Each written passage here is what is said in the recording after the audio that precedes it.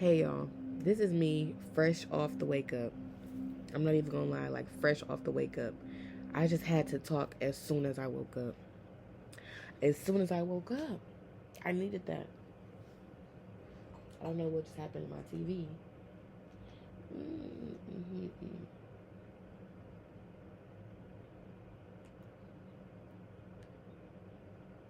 I'd say work-life balance is really good for your name. You're working 4 days on, 3 days off, 3 days off. First of all, this this man just said on a commercial that his work life is in balance. He said, work 4 days and 3 days I'm off. That's not a balance. So I don't know what you're talking about. That's not a balance. That's genuinely not a balance. For you to be working 4 days, first of all, the week is 7 days. Nothing was ever going to be balanced. Let's be honest. Nothing was ever going to work out with that. So I don't know what you were talking about. He over there smiling like, yeah, this is good. This was good. Like, no, it's not good. We should not be living like this. But I wanted to get on here because I wanted to talk about Beyonce for a second. Because Beyonce. But I actually woke up and the first thing I did when I woke up was actually text my boss. That's the first thing I did. The second thing I did was do what I had to do for work, and I got straight on TikTok. Straight on TikTok. But you know how it worked. Like, my For You pages, they're different, okay? My For You page is really, it's for me. It's catered to me. So, but one of the things my For You page had brought up was Beyonce's Lemonade album. And to me, Beyonce's Lemonade album is probably the best album she's ever worked on. Like, the best album she's ever worked on. The best. It is a body of work. What did she say? People don't want to put out singles no more. People put out these quick singles. People don't put out bodies of work anymore, from start to finish. And Lemonade, the album like, I was watching this lady on TikTok. I gotta show y'all. Like, literally, we gotta run it back. Oh, ran it back too far. Beyonce's brand is ancestor veneration. Her film Lemonade was inspired by Daughters of the Dust, which is an old school classic movie about a Gullah Geechee family called the Peasant Family from St. Helena Island, which is in Gullah Geechee territory. They were experiencing the Great Migration, and they were trying to preserve their hoodoo. Hold on. This is the Queen Poe. Shout out to this queen. Working culture. Now, when Lemonade, the film, first dropped in 2016, it was... First of all, let me tell y'all, when this film dropped, I remember watching it. I literally remember watching it. It was like 2016. I think it was like on Time Warner or whatever, like the channel where you could watch music videos and stuff like that. And I remember I called my family into the room. I'm like, Beyonce dropped. Sit down. I'm like, Beyonce dropped. And like, I remember all my family was in the entire room.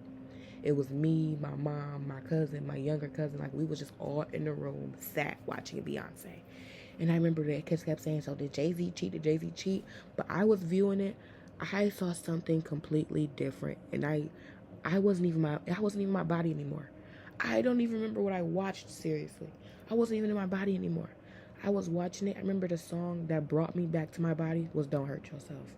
And that is my favorite song off that album. My favorite song off the album. All I heard was dun, dun, dun, dun, dun. I liked it. I came back to my body. I was like, I'm here, I'm sad. But when I was watching it, like what she was talking about too, like that Lemonade is probably her most spiritual album.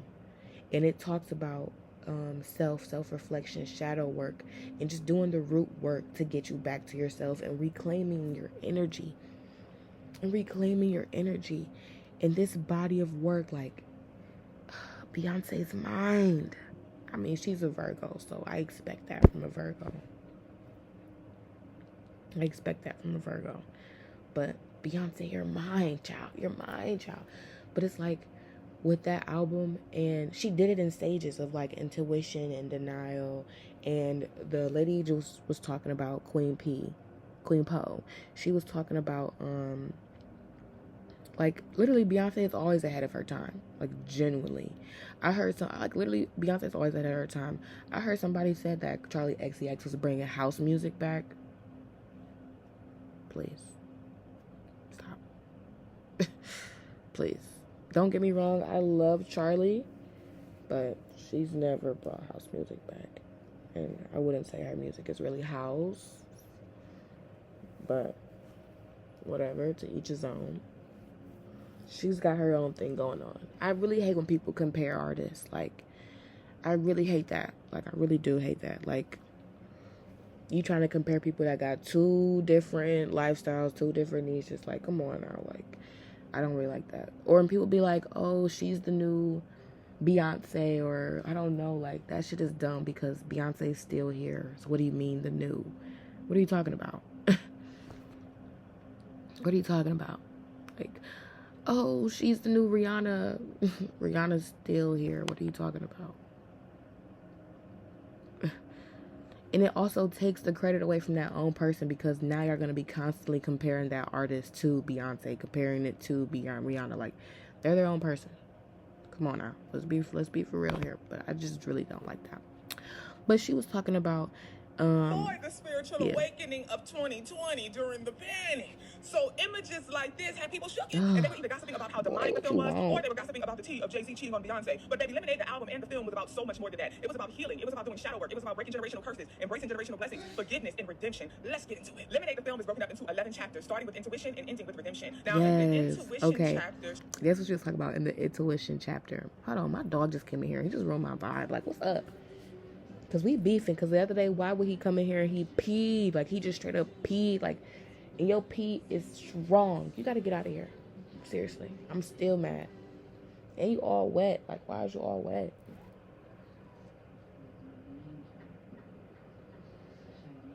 I'm dead. Y'all could just see how he's staring back at me. Like, he literally listened. What's tea? Come here. Come here. Come here. Like, look at him. He all wet. Kodak.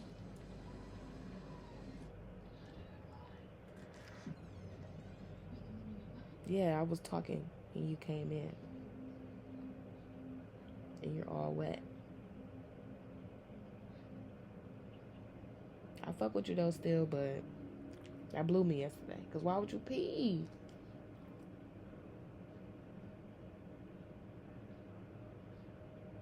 That was uncalled for. So we'll chat later. Not gonna lie. Take your leave of absence. And put your teeth back in your mouth because who was you doing all that with? Hold it. But yes, y'all.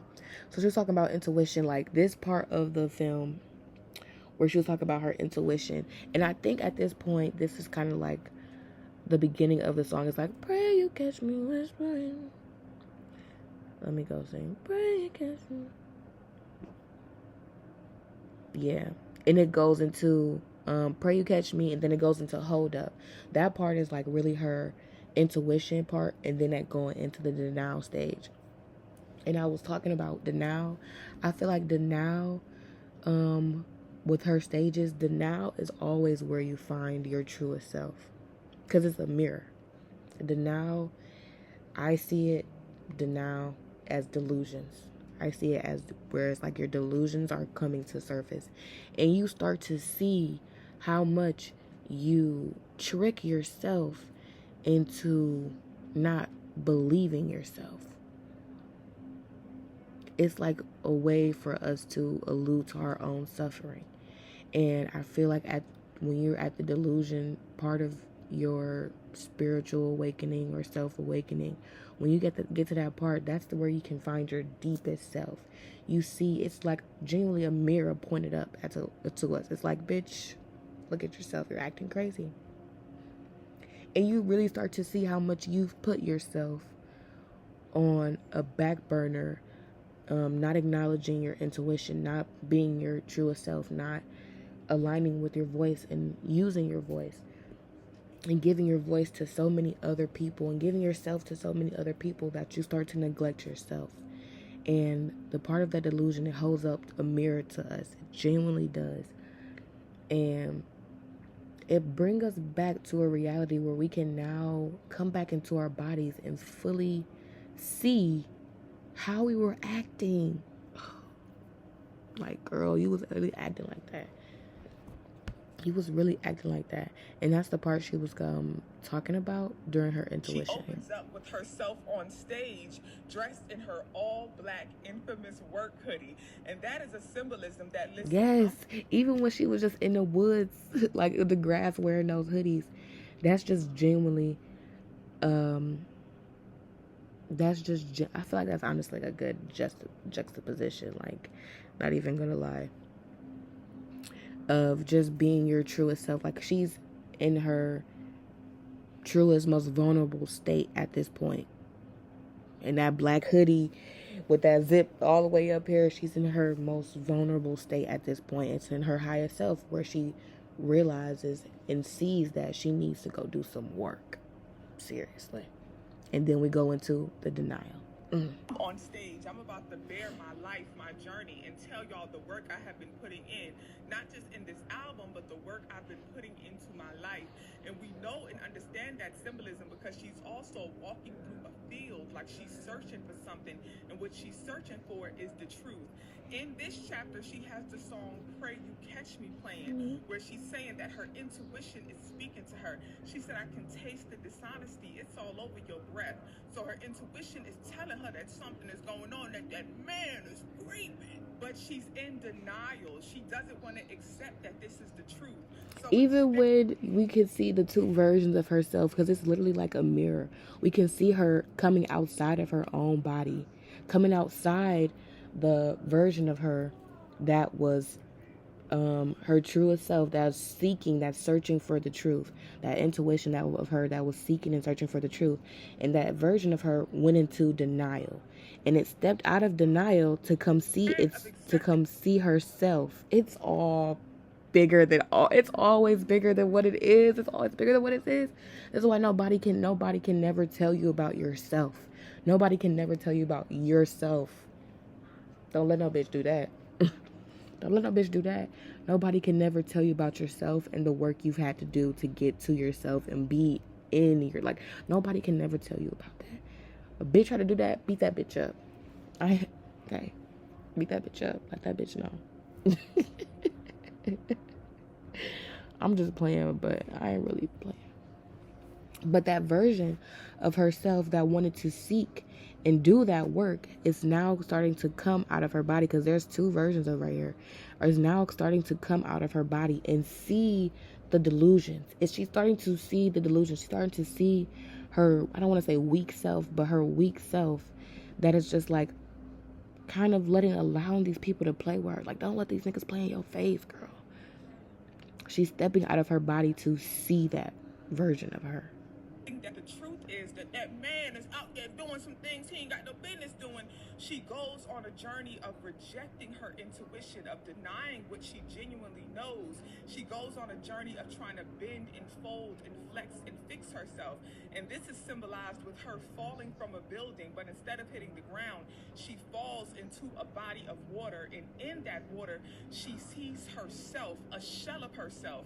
And this is paired with her saying the poem where she's talking about how she attempted to do all of these things to become a different woman. She said she swallowed a sword, which means essentially that she swallowed her own intuition. She swallowed herself, right? She talks about plugging her menses with pages from the Bible, and that's the part that had the people in the uproar. The Christians was in the uproar, but really she's talking about the physical, mental, and spiritual work that she did to detach from her intuition and become a woman that she didn't know she was. She was looking at herself and didn't even recognize who she was. Essentially, she had unalived her authentic. She stepped out of herself to see those delusions. She didn't know who she was. She didn't know who she was. And speaking back to this, I feel like we should have a conversation one day about black people and Christianity, and I feel like we should have a conversation about that one day, but it's so like black Christians, it is like y'all sound like slaves. I don't know, like like I don't know. It's like when somebody trying so bad to convince you of something that's like not true. I don't know. I don't want to say it's not true, but we gotta have a conversation about that one day, but not right now. Self to fit and mold into this relationship. That's what happens when you reject your intuition. Now, between the denial chapter and the next chapter, which is anger, there is an acceptance of the truth. When Beyonce says in poetry form, "You remind me of my father," generations of men who used to lie to me. Baby, she is insinuating that she's accepting the truth that her. And now this is the part, like, yes, the anger part is like, now it's like you have this, Beyonce, your mind. Beyonce, your mind. This is why Lemonade is her best album. I don't care what anybody says. Like, I don't give a fuck what anybody says. Like, they want to hear respect. But it's like at this point, now it's like when you have that truth, it's like literally genuinely. And the next song I think is Hold Up. And she was just like, hold up, nah, hold up, nah. It's that anger. It's the anger part of that spiritual process where now it's like, what are you going to do with all this knowledge that you know? Because you know it. You've been known it, but you've been trying to deny that. So now that you stop denying, you might take that, you might reharness that energy, and you might send it back to the niggas that had you fucked up in the first place. I did. I ain't gonna lie. I did. I definitely did. A couple niggas had me fucked up, and I had to redirect my newfound knowledge. And I'm like, no, hold on. Because it was you niggas that made me didn't. It was you. You made me like this. It's like, you made me like this. You made me like this. You made me not even listen to myself. That's why genuinely nobody on this earth can tell me about me. Genuinely nobody on this earth can tell me about me. You can't. You cannot fool me. You cannot and you won't. Go find somebody else. I ain't playing. You cannot and you won't. Husband is like her father, and this is when we first get introduced to the generational curse. And if you read Mama Tina's book, Matriarch, you know why that acceptance of that truth led to Beyonce's anger. And this is when we get the infamous "hold up, they don't love you like I love you" Oshun moment, where her flood waters, those river waters, those lake waters come flooding the steps, and she comes down with that bat, and baby, she's letting out all her anger. And a lot of people are familiar with the Orisha Oshun as being all about love and sensuality and fertility, but Oshun is a warrior Orisha for a reason. And y'all know what's so funny is I actually just thrifted a shirt. Let me see if I can find it. I actually just thrifted this shirt that had the Orisha on it. As soon as I saw it, like, I literally was like, I need that. I was like, I need that. I need that. It spoke to me. I was like, I need that. Hold up, they don't love you like I love you. Slow down, they don't love you like I love you. Back up. Can't you see there's no other man above you? What a wicked way to treat the girl that loves you. Now I can't find the shirt. I remember one time I washed this blue shirt with my whites. Never again, bro. Never again, bro. This is like when I was in college and I really didn't care about how my clothes was getting washed. I was like, as long as I got me some clothes, I was like, I wasn't really separating them. I mean, I was separating them, but I was pretty lazy with it. Because it was like, I just needed some clothes. I wasn't too deep into it, you know. But that really just showed me, like, no. If you're doing something, still do it with care. And please watch what you're doing. Like, Please watch what you're doing. Just watch what you're doing. And oh, here it is. I thrifted this little bad boy. Ooh.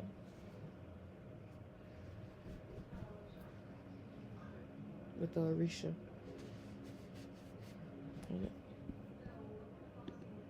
Oh, I gotta go, y'all. Dang. We could probably finish this conversation later, but my Mac just told me I didn't have any storage.